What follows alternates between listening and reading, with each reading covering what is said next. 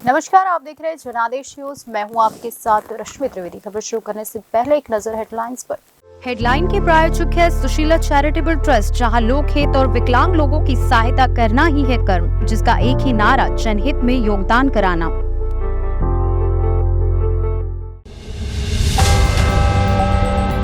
Uttarkashi tunnel में श्रमिकों को बचाने के लिए अब तक क्या क्या हुआ, 10 दिनों का पूरा अपडेट जानेंगे। 8 करोड़ के ट्रांजैक्शन पर रोक। तेलंगाना चुनाव में सबसे अमीर प्रत्याशी जी विवेक के ठिकानों पर ईडी की छापेमारी। हमास के हमदर्द, चीन का इशारा। गाजा पर ब्रिक्स की असाधारण बैठक आज। इजरायल के साथ डटा भारत। लश्कर-ए-तैयबा को इजरायल ने माना आतंकी संगठन। दोस्त भारत के दर्द में खड़ा हुआ, लेकिन पीछे है गजब डिप्लोमेसी। शेर आतंक मचाता है और जख्मी शेर तबाही। सिंघम अगेन से अजय देवगन का फर्स्ट लुक रिलीज। रणवीर ने किया यह कमेंट। अब खबरें विस्तार से। उत्तराखंड के उत्तरकाशी में टनल में फंसे 41 श्रमिकों की सलामती के लिए मंदिरों में हवन पूजन हो रहे हैं। वहीं उनके परिजन अपनों की सुरक्षा और वापस घर जाने के लिए टनल के बाहर ही डटे हुए हैं। अब तक कई चरणों में रेस्क्यू अभियान चलाया गया है। इसमें 9वें दिन कुछ राहत मिली है, वो आपको बता। उत्तरकाशी सिलक्यारा निर्माणाधीन टनल में पिछले 10 दिनों से 41 श्रमिक फंसे हुए हैं। मलबे से बंद इस सुरंग में श्रमिक एक एक सांस के लिए जंग लड़ रहे हैं। जैसे जैसे रेस्क्यू का समय बढ़ता जा रहा है, वैसे वैसे श्रमिकों के परिजनों का धैर्य भी टूटता रहा है। हालांकि सोमवार को मजदूरों की तस्वीरें सामने आने के बाद बचाव दल ने राहत की सांस ली है। हादसे के 10वें दिन बैकअप प्लान के तहत सुरंग के ऊपर से अस्थायी सड़क का काम लगभग पूरा होने को है। रविवार रात से ऑगर मशीन ने ड्रिलिंग का काम शुरू कर दिया था। भूस्खलन का खतरा कम करने के लिए शॉर्टकट मशीनों से स्प्रे भी किया गया है। वहीं सोमवार को देर शाम सुरंग के मलबे से 6 इंच व्यास का पाइप आर पार कर दिया गया और श्रमिकों के खाने के लिए बोतलों में खिचड़ी डालकर सुरंग में अंदर भेजी गई। प्रधानमंत्री नरेंद्र मोदी भी मुख्यमंत्री पुष्कर सिंह धामी से फोन पर बात कर रहे हैं।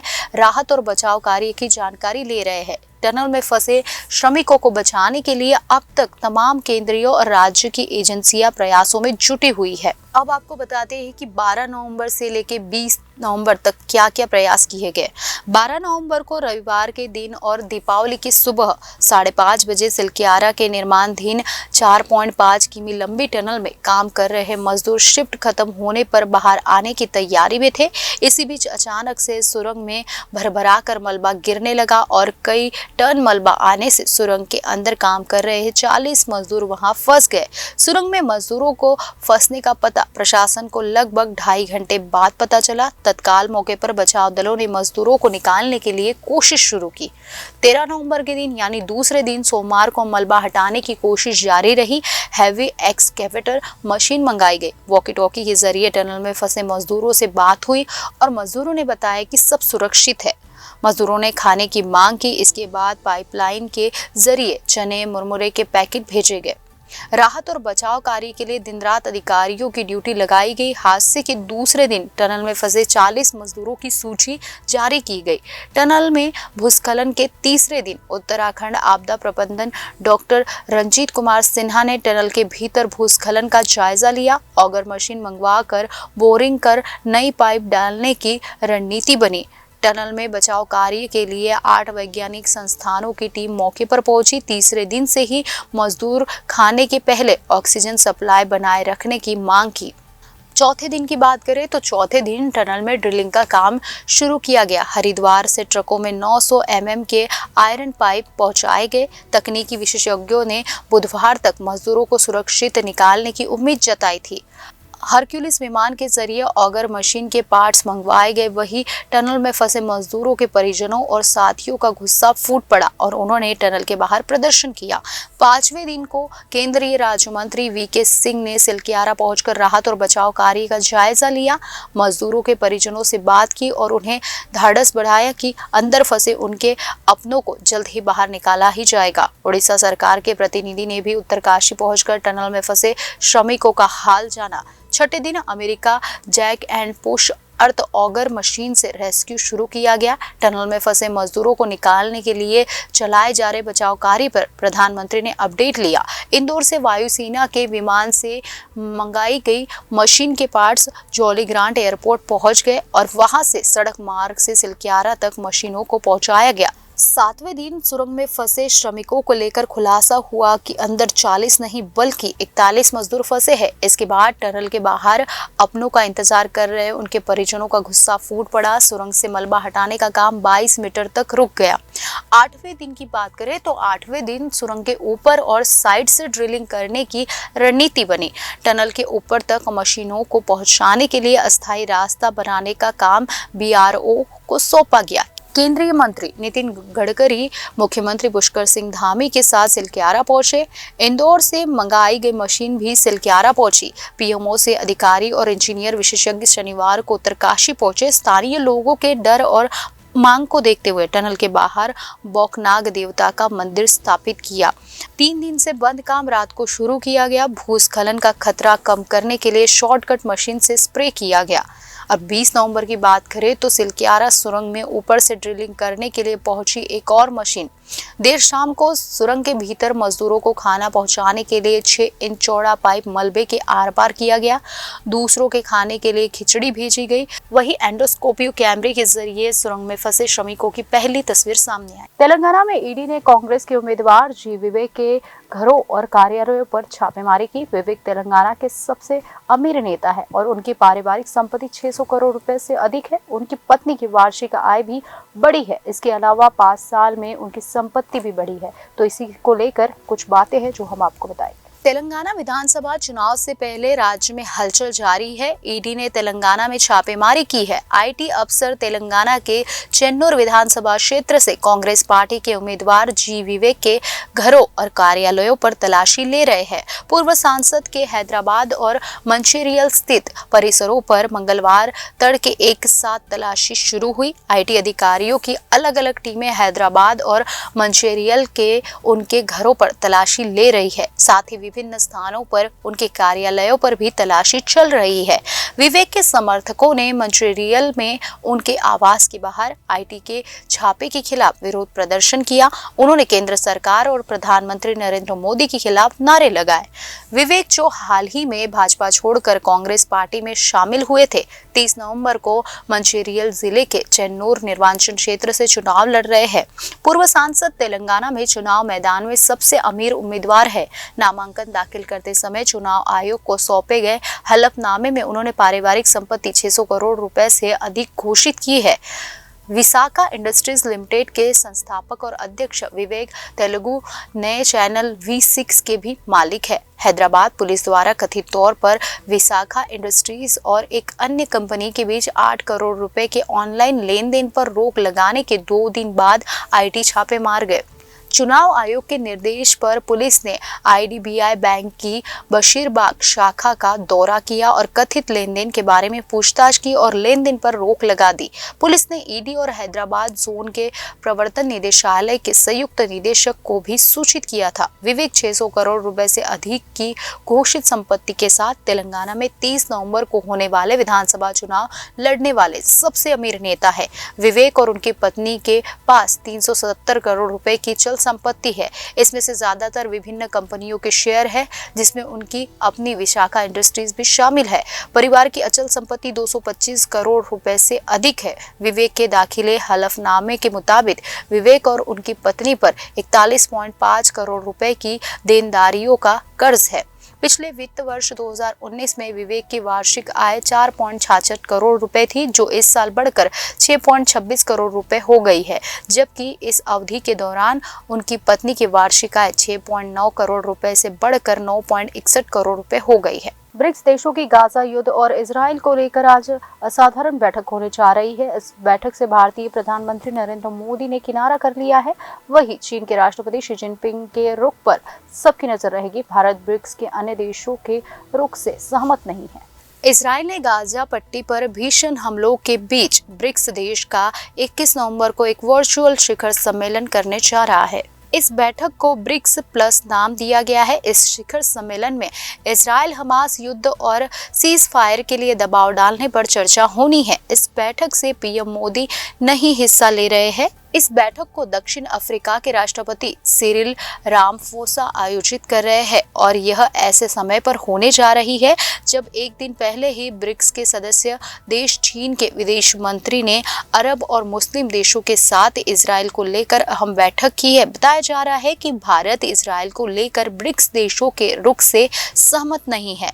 रिपोर्टर्स के मुताबिक भारत की ओर से कहा गया है कि पीएम मोदी चुनाव प्रचार में व्यस्त है और इसी वजह से उनकी जगह पर विदेश मंत्री एस जयशंकर ब्रिक्स की इस असाधारण बैठक से हिस्सा लेंगे। बताया जा रहा है कि भारत ब्रिक्स के अन्य देशों के इजराइल को लेकर रुख से सहमत नहीं है। दरअसल इस बैठक में दक्षिण अफ्रीका, रूस, भारत, ब्राजील और चीन के नेता गाजा युद्ध को लेकर अहम बातचीत करेंगे। भारत को छोड़कर अन्य देश इजराइल के गाजा पर बमबारी का खुलकर विरोध कर रहे हैं। भारत इससे सहज नहीं पा रहा था। पीएम मोदी ने खुलकर हमास के हमलों को आतंकी हमला करार दिया था। यही नहीं, भारत का रुख अमेरिका और अन्य पश्चिमी देशों के रुख से मेल खाता है। भारत ने अभी तक इजराइल से सीज फायर की मांग नहीं की है। वही ब्रिक्स प्लस के अन्य सभी देशों ने इजराइल के सीज फायर के पक्ष में वोट दिया है। माना जा रहा है कि इस असाधारण बैठक में चीन के राष्ट्रपति शी जिनपिंग, रूस के राष्ट्रपति पुतिन, ब्राजील के राष्ट्रपति लूला दा सिल्वा और संयुक्त राष्ट्र के महासचिव एंटोनियो गुटेरेस हिस्सा ले सकते हैं। चीन ने हमास और अरब देशों के सुर में सुर मिलाते हुए गाजा में सीज फायर की मांग की है। यही नहीं, अरब देशों के साथ चीन की अहम बैठक भी हुई है। वही हमास ने अभी तक इजरायली बंधकों को नहीं छोड़ा है। भारत ने अभी तक इजराइल के गाजा में हमास के ठिकानों पर हमलों की निंदा नहीं की है। भारत ने संयुक्त राष्ट्र महासभा में इजराइल पर हुए मतदान में भी हिस्सा नहीं लिया था। ब्रिक्स की यह बैठक ऐसे समय हो रही है जब एक दिन बाद ही G20 की वर्चुअल बैठक होने वाली है। विशेषज्ञों के मुताबिक चीन की कोशिश है कि ब्रिक्स के अंदर इस मुद्दे को उठाकर अरब देशों की सहानुभूति हासिल की जाए। अरब देशों के विदेश मंत्री इन दिनों सुरक्षा परिषद के स्थायी सदस्य देशों के तौर पर है ताकि इजराइल पर सीज फायर के लिए दबाव बनाया जा सके। भारत में मुंबई के आतंकी हमले को 15 वर्ष होने वाले हैं। साल 2008 में 26 नवंबर को हमला हुआ था। इस हमले को अंजाम देने वाले आतंकी संगठन लश्कर-ए-तैयबा को इजराइल ने अपनी आतंकी संगठन की लिस्ट में शामिल किया है। इजराइल ने ऐसा करके एक बड़ा डिप्लोमेटिक दांव खेला है। इजराइल पर 7 अक्टूबर को हमास ने आतंकी हमला किया था। तब से हमास और इजराइल के बीच युद्ध जारी है। इस बीच इजराइल ने भारत के लिए एक बड़ा कदम उठाया है। इजराइल ने लश्कर-ए-तैयबा को एक आतंकी संगठन घोषित किया है। भारत में इजराइल के दूतावास ने मंगलवार को कहा है कि 2008 के मुंबई आतंकी हमले की याद के 15 वर्ष के प्रतीक के रूप में इजराइल ने लश्कर-ए-तैयबा को एक आतंकी संगठन घोषित कर दिया है। इस कदम से इजराइल ने एक बड़ा डिप्लोमेटिक दांव खेला है। 26 नवंबर 2008 को पाकिस्तान से आए लश्कर के आतंकियों ने मुंबई में हमला किया था। हमला मुंबई पर हुआ था, लेकिन इससे पूरा देश हिल गया। ऐसे में हर साल 26 नवंबर को पूरे देश दुखी होता है। भारत सरकार की ओर से ऐसा कोई भी अनुरोध नहीं किया गया था। इसके बावजूद इजराइल ने औपचारिक तौर पर सभी जरूरी प्रक्रिया पूरी कर ली है। लश्कर-ए-तैयबा को आधिकारिक तौर पर आतंकी संगठन की लिस्ट में शामिल कर लिया है। इजराइल ज़्यादातर उन आतंकी संगठनों को लिस्ट में डालता है जो उसकी सीमाओं के अंदर या उसके आसपास या उसके खिलाफ सक्रिय तरीके से काम कर रहे हैं। वैश्विक स्तर पर UNSC या अमेरिकी विदेश विभाग की ओर से मान्यता प्राप्त आतंकियों को भी इजराइल लिस्ट में डालता है। 26/11 के आतंकी हमले में सैकड़ों भारतीय और कई विदेशी लोगों की मौत हो गई थी। इजरायली दूतावास की ओर से जारी बयान में कहा गया है कि इजराइल आतंकवाद के पीड़ितों के साथ है, बेहतर शांतिपूर्ण भविष्य की उम्मीद में आपके साथ खड़े हैं। लश्कर-ए-तैयबा को आतंकी घोषित करना इजराइल का एक बड़ा डिप्लोमेटिक कदम है। दरअसल 7 अक्टूबर को इजराइल पर हमास ने आतंकी हमला किया था। इजराइल से अच्छे संबंध होने के बावजूद हमास को अभी तक भारत ने आतंकी संगठन घोषित नहीं किया है। 26 अक्टूबर को इजराइल के राजदूत नाओर गिलोन ने कहा था कि मुझे लगता है कि यह हमास को दुनिया और भारत में एक आतंकी संगठन घोषित करने का एकदम सही समय है। यूरोपीय यूनियन, कनाडा, ऑस्ट्रेलिया, यूएसए पहले ही यह कर चुके हैं। लश्कर को आतंकी घोषित इजराइल चाहता है कि भारत हमास के खिलाफ भी कोई ऐसा ही कदम उठाए। रोहित शेट्टी की फिल्म सिंघम अगेन से अजय देवगन का फर्स्ट लुक रिलीज कर दिया गया है। फर्स्ट लुक पोस्टर में अजय देवगन बाजीराव सिंघम बन शेर की तरह दहाड़ते नजर आ रहे हैं। सिंघम अगेन 15 अगस्त 2024 में रिलीज होगी और फैंस फर्स्ट लुक देखकर बेसब्र हुए नजर आ रहे हैं। रोहित शेट्टी की फिल्म सिंघम अगेन का फैंस बेसब्री से इंतजार कर रहे हैं। फिल्म 15 अगस्त 2024 में रिलीज होगी, लेकिन मेकर्स अभी से इसके लिए अच्छा खासा बेस क्रिएट कर रहे हैं। तभी तो फिल्म से एक के बाद एक सभी कलाकारों के किरदार और फर्स्ट लुक पोस्टर रिलीज किए जा रहे हैं। सिंघम अगेन से रणवीर सिंह, दीपिका पादुकोण और करीना कपूर के बाद अब बाजीराव सिंघम यानी अजय देवगन का फर्स्ट लुक पोस्टर रिलीज कर दिया गया है। अजय देवगन ने अपने इंस्टाग्राम और ट्विटर हैंडल पर सिंघम अगेन से खुद का फर्स्ट लुक शेयर किया। इसमें वह शेर की तरह दहाड़ते और बहुत ही गुस्से में नजर आ रहे हैं। रोहित शेट्टी ने भी यह शेयर किया है और लिखा है, शेर आतंक मचाता है और जख्मी शेर तबाही। सबका फेवरेट कॉप बाजीराव सिंघम वापस आ गया है। सिंघम अगेन फैंस भी अजय देवगन के लुक को देखकर हैरान रह गए हैं और तारीफ कर रहे हैं। उनका कहना है कि यह 2024 की ब्लॉकबस्टर फिल्म रहेगी। फैंस कह रहे हैं कि उन्हें शेर की दहाड़ का बेसब्री से इंतजार रहेगा। वहीं रणवीर सिंह ने भी कमेंट किया है और उन्होंने अजय देवगन को सिंघम अगेन में बाजीराव सिंघम यानी अजय देवगन के 5 अन्य स्टार के साथ दुश्मनों के छक्के छुड़ाते नजर आएंगे। सिंघम अगेन रोहित शेट्टी के कॉप यूनिवर्स की फिल्म है, जिसमें इस बार सिम्बा यानी रणवीर सिंह और सूर्यवंशी यानी अक्षय कुमार भी सिंघम के साथ हाथ मिलाएंगे। पर इनकी टीम को और मजबूत करेगा एसीपी सत्या, जिसका किरदार टाइगर श्रॉफ निभा रहे हैं। फिल्म में करीना, दीपिका पादुकोण, रणवीर सिंह, अक्षय कुमार और टाइगर श्रॉफ भी शामिल होंगे। खबरों में आज बस इतना ही। आने वाली सभी खबरों को जानने के लिए आप जुड़े रहिए जनादेश न्यूज के साथ।